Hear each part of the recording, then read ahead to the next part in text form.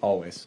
Always. That's after an ugly win. That's after an ugly loss. That's after a pretty win. That's after a pretty. There's no pretty loss. So that's after every and everything. That's our job, is to make sure that we're correcting the mistakes, so we're not making the same mistakes. We gotta the turnovers we gotta cut out. That's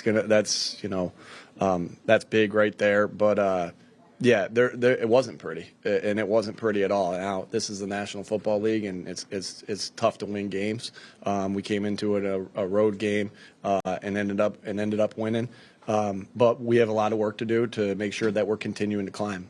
In this league, it's you have to be mentally tough to treat the walkthrough, to treat the meeting, to treat the practice the exact same way as you treat it after a win, after a loss, after week 1, after week 4, after week whatever we're in right now.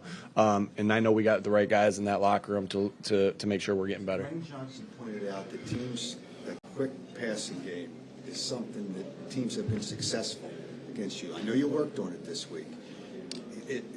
I think this week they were successful in it. A team last week, there's some games they are and there's some games they're not. This week they were. Hats off to them. They did a good job. We got to do a better job of, putting them in positions to make plays on defense and execution. That's always what it's going to come down to. And so we'll look at the tape and see what happened. We have some ideas of what happened. And,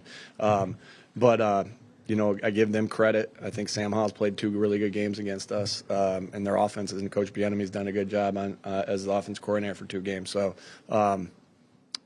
we'll get better from it. How big was that AJ catch in that moment? You talking about the touchdown, or which one of the 10 catches he had? He made the exact same play in practice on Friday, on the same sideline, against the same coverage, with the same ball. That was AJ's going to get, it was an unbelievable catch.